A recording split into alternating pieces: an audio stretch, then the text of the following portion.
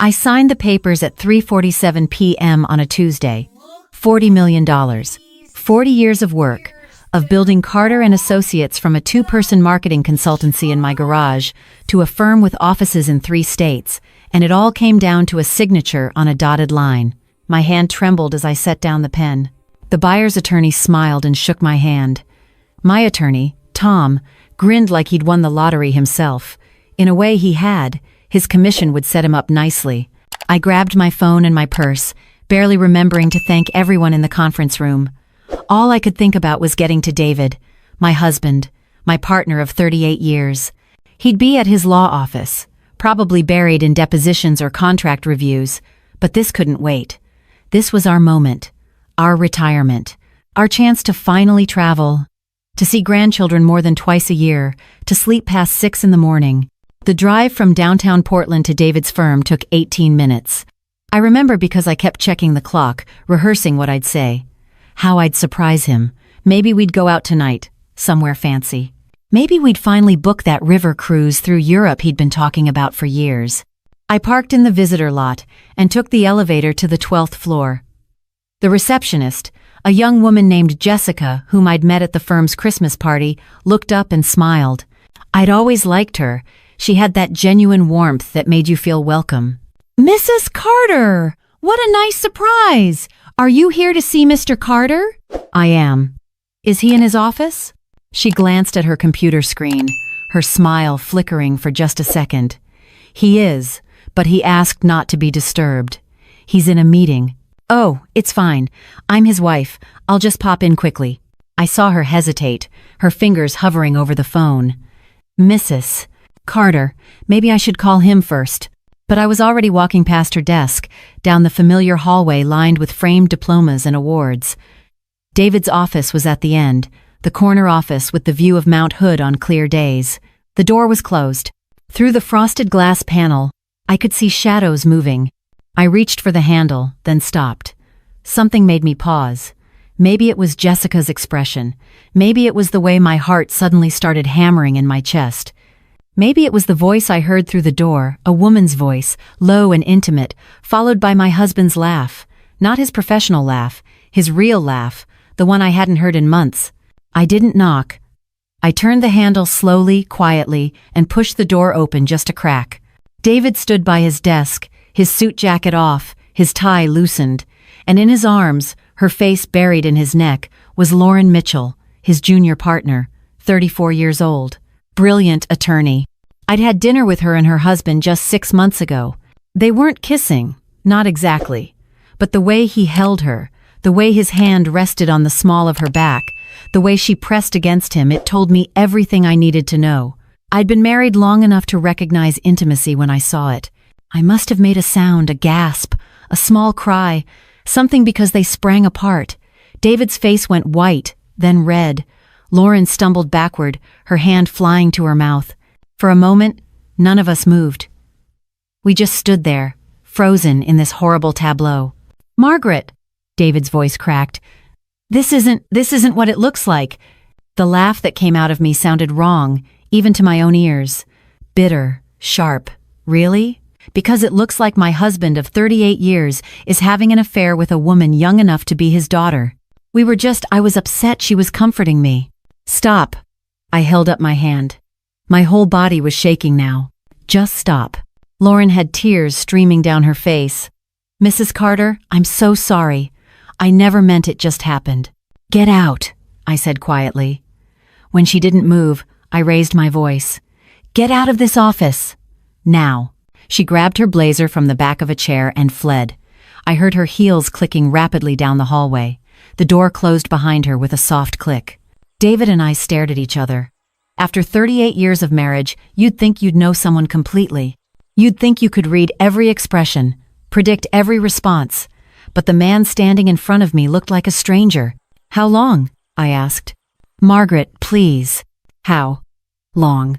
He ran his hand through his silver hair, the same gesture I'd seen 1,000 times when he was stressed or uncertain. 6 months, but it's not serious. It's just we've been having problems, and she was there, and... "Problems?" I laughed again, that same bitter sound. We've been having problems, and your solution was to sleep with your junior partner, a married woman? You're never home, he shouted suddenly. You're always at that company, always traveling, always working. When was the last time we had a real conversation? When was the last time you asked about my day? The unfairness of it hit me like a physical blow. I built that company for us, for our future, and today I sold it for $40 million. I came here to tell you. I came here so we could celebrate, so we could start our retirement together. His face changed. I watched the anger drain away, replaced by something else. Calculation. I knew that look. I'd seen it across negotiation tables when he sensed an advantage. 40 million? His voice was carefully neutral. Yes. And now I'm wondering if you knew. If you somehow found out. I didn't know. He said it too quickly. Margaret, please. Let's sit down. Let's talk about this rationally. We can work through this. I should have left then. I should have walked out of that office and straight to a divorce attorney. But instead, I sat down in the leather chair across from his desk, the same chair I'd sat in countless times before. My legs felt weak. My hands were trembling. Tell me the truth, I said, all of it. And he did.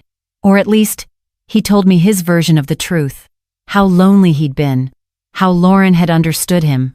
How it started at a conference in Seattle. Too much wine at dinner, one thing leading to another. How he'd tried to end it, but couldn't.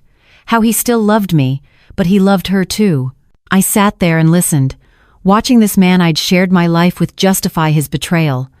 Every word felt like a knife. Not because of what he'd done, though, that hurt enough, but because of how easily he rationalized it, how he made it sound almost reasonable. When he finally stopped talking, the office had grown dark. The sun had set behind the buildings.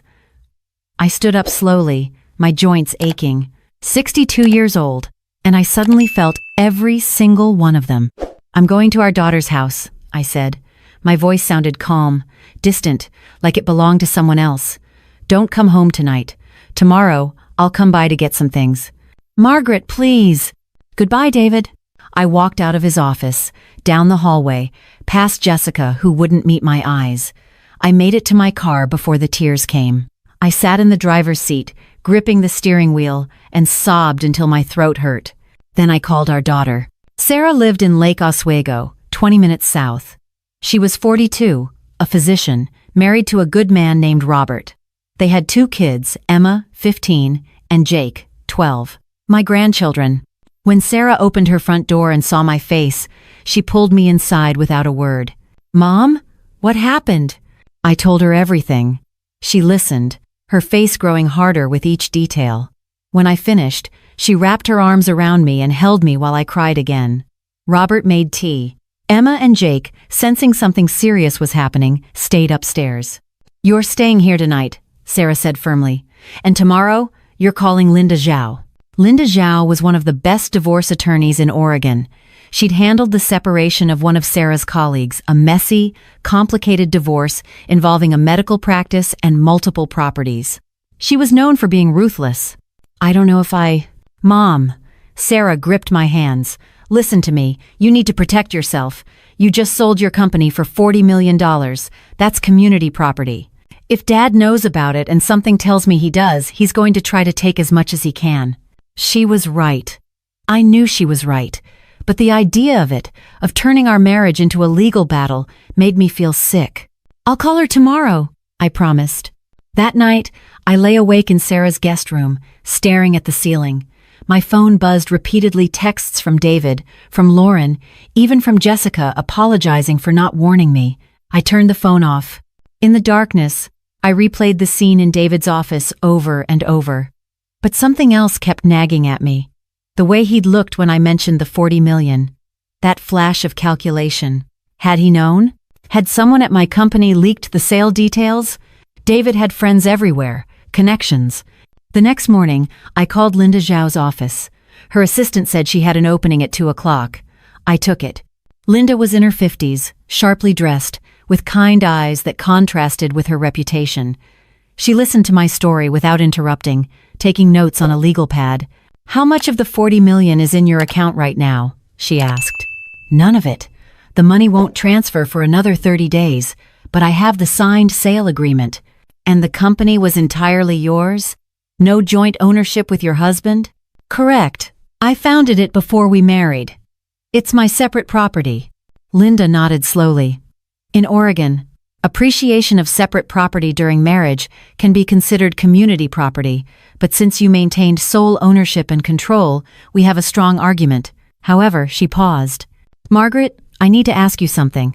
In the past 6 months, has your husband had unusual access to your financial information?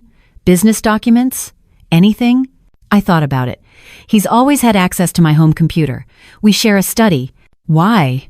Because if he knew about this sale beforehand, and if he's been having an affair for 6 months, that's suspicious timing. I want to bring in a forensic accountant. I want to check your business accounts, your personal accounts, everything. Before we file divorce papers, I want to know exactly what we're dealing with. A cold feeling settled in my stomach. You think he's been stealing from me? I think we should eliminate that possibility. I hired the forensic accountant that afternoon. His name was Raymond Chen, and he came highly recommended. He requested access to all my accounts, business, personal, joint, everything. I gave him the passwords and authorizations. This will take about a week, he said. Maybe 2. I'll be thorough. I moved out of Sarah's guest room and into a furnished apartment I rented month to month in the Pearl District. Downtown Portland, close to everything. A place where I could think. David called constantly. I didn't answer. He sent flowers. I left them in the hallway. He showed up at the apartment building. I didn't buzz him in. 10 days after I caught him with Lauren, Raymond called. We need to meet, he said. His voice was grim. In person. We met at Linda's office. Raymond spread printouts across the conference table, bank statements, wire transfers, credit card receipts. Linda studied them, her expression darkening. Margaret, Raymond said gently, I'm sorry to tell you this, but your husband has been systematically stealing from you for the past 14 months. The room tilted. What? He set up a series of shell companies, 3 of them. He's been moving money from your business accounts into these companies, then into offshore accounts. Over the past year, he's taken approximately $3 million. I couldn't breathe. $3 million. That's not possible. I checked the accounts. I have an accountant at the firm. He was very careful. The transfers were small enough not to trigger attention. 15,000 here, 20,000 there. They were disguised as consulting fees, software purchases, professional services. Without looking closely, they seem legitimate. Linda leaned forward. Margaret, there's more. One of the shell companies is jointly owned. Can you guess who the co-owner is? I closed my eyes. Lauren Mitchell. Correct. We've also found evidence that your husband has been in contact with the firm that bought your company. Emails going back 7 months. 7 months. 1 month before the affair supposedly started. 1 month before any of this began. He knew. I whispered. He knew I was planning to sell. We believe he did. And we believe that's why the affair started. He and Lauren were positioning themselves. If you divorced him after the sale, he'd get half of $40 million in community property, $20 million. With Lauren at his side, they could start their own firm, live very comfortably. I thought I'd felt betrayal in David's office that day. But this was something else entirely. This wasn't just an affair. This wasn't just loneliness or weakness. This was calculated, planned. He'd been stealing from me, lying to me, manipulating me for over a year, and I'd never suspected a thing. What do we do? My voice sounded hollow. Linda smiled, but it wasn't a nice smile. It was the smile of a shark scenting blood. We build a case. We document everything. We file a civil lawsuit for fraud and embezzlement. And we make sure that when we go to court, David Carter doesn't get a single dollar of your money. The next 3 months were the hardest of my life. We gathered evidence. Raymond traced every transfer, every shell company, every offshore account. We found emails between David and Lauren discussing our future together and waiting for the payout. We found text messages about the money he'd already taken Lauren, calling it our nest egg. We also found evidence that David had been using firm resources to hide his tracks. He'd involved 2 other junior associates, promising them bonuses. When Linda contacted them, they folded immediately, agreeing to testify in exchange for immunity. I filed for divorce in early November. The papers were served to David at his office. According to Jessica, who had quietly reached out to me, apologizing profusely and offering to testify, he went pale when he read them. By the end of the day, Lauren had resigned from the firm. David tried everything. He called me, begging to talk. He showed up at my apartment. He sent letters through his attorney, offering to go to couples counseling. When none of that worked, his attorney got aggressive, filing motions accusing me of hiding assets, claiming the business sale was fraudulent, demanding immediate access to the $40 million. Linda shut down every motion. In January, we filed the civil lawsuit fraud, embezzlement, breach of fiduciary duty. We attached the forensic accounting report, the emails, the text messages, everything. We filed it as a public document. Within 24 hours, every news outlet in Portland was covering it. Prominent attorney accused of stealing millions from wife. David's firm placed him on administrative leave, pending an investigation. His attorney withdrew from the case, citing conflict of interest. Lauren's husband filed for divorce. The Bar Association opened an ethics investigation. I should have felt triumphant. Instead, I felt empty. This man I'd loved, this man I'd built a life with, had destroyed everything for money. For a woman half his age and a chance at a bigger payday. The trial was scheduled for April, but we never made it that far. In March, David's new attorney called Linda, requesting a settlement meeting. David wanted to settle everything, the divorce, the civil suit, all of it. We met in a conference room at a neutral location. David looked terrible. He'd aged 10 years in 6 months. His expensive suit hung loose on his frame. When I walked in, he wouldn't meet my eyes. His attorney laid out their offer. David would plead guilty to fraud and embezzlement. He would repay the $3 million he'd stolen, plus interest and penalties. He would relinquish all claims to my business, the sale proceeds, and our joint property except for his personal belongings. In the divorce, I would get the house, the cars, the retirement accounts, everything. He would get his law license suspended for 3 years and agree to never practice law in Oregon again. What about jail time? Linda asked. The DA has agreed to recommend probation if restitution is made in full and your client agrees to the terms. I looked at David. Really looked at him. He destroyed our marriage, stolen from me, planned this entire betrayal with his mistress. Part of me wanted to see him in prison, wanted to watch him lose everything. But another part of me, the part that had loved him once, the part that remembered 38 years of mostly good marriage, that part was just tired. I agree, I said quietly. On one condition. He has to tell our daughter everything, face to face. No minimizing, no justifying. The truth? David flinched, but after a long moment, he nodded. We signed the settlement papers 2 weeks later. The divorce was finalized in May. David moved to Seattle to work at a small firm, not as an attorney, but as a consultant. Lauren and her ex-husband were fighting over their own settlement. I heard through Sarah that David and Lauren were no longer together. Whatever they'd imagined their future would be, it had died under the weight of reality. I kept the house at first, but being there felt wrong. Every room held memories I didn't want anymore. In July, I sold it and bought a smaller place in the West Hills with a view of the city. I donated most of the furniture, started fresh. The $40 million had transferred to my account in April, minus the $3 million David repaid and substantial legal fees. I had more money than I'd ever need, but I didn't know what to do with it. I wasn't ready to travel, wasn't ready to enjoy it. The money felt tainted somehow, connected to everything that had happened. One morning in August, I was having coffee with Sarah when she mentioned one of her patients, a woman in her 50s who'd finally left an abusive marriage but was struggling. No money, no job history, no support system. The state programs were overwhelmed. The shelters were full. She was sleeping in her car. There should be something, Sarah said in frustration. Some kind of transition program. Therapy, job training, temporary housing, legal support, all of it together. Everything these women need to rebuild. And just like that, I knew what to do. I spent the next 6 months researching, planning, consulting with experts. I talked to social workers, therapists, employment specialists, attorneys who worked in family law. I visited shelters and recovery programs.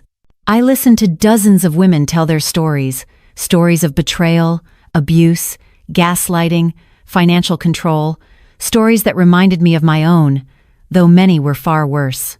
In February, I opened the Margaret Carter Foundation for Women's Financial Independence. We leased a building in Southeast Portland and renovated it to include apartments, counseling offices, classrooms, childcare space, and legal consultation rooms. We hired a staff of 15 therapists, job counselors, attorneys, childcare specialists, a medical coordinator. Our program was simple but comprehensive. Women could live in our transitional housing for up to 18 months while they rebuilt their lives. We provided therapy, job training, financial literacy education, legal assistance with divorce and custody issues, and childcare. We helped them open bank accounts, build credit, find employment, secure permanent housing. The demand was overwhelming. Within the first month, we had a waiting list of 30 women. By June, I'd invested another $5 million to open a second location. By the end of the year, we'd helped 83 women leave abusive or exploitative situations and start new lives. I worked at the foundation 4 days a week. Not in any official capacity, we had an excellent executive director for that, but I was there, meeting with the women, listening to their stories, occasionally sharing my own. It felt right in a way nothing had for a long time. Sarah came to visit the foundation in December, bringing Emma and Jake. We toured the facility, Emma asking thoughtful questions about the program, while Jake was more interested in the playroom setup. As we stood in the common area watching a group of women in a financial literacy class, Sarah squeezed my hand. "I'm proud of you, Mom. You took something horrible and turned it into something beautiful." I thought about David, about Lauren, about everything I'd lost. But I also thought about the women in this building, learning to rebuild their lives, learning that betrayal didn't have to be the end of their story. It could be the beginning of something new. "I'm proud of me too," I said. My phone buzzed. A text from Raymond, my forensic accountant who'd become a friend. He'd been helping the foundation set up proper accounting systems, volunteering his time. "Want to grab dinner this week?" The text read. "There's a new Italian place near your building I've been wanting to try." I looked at the message for a long moment, then smiled and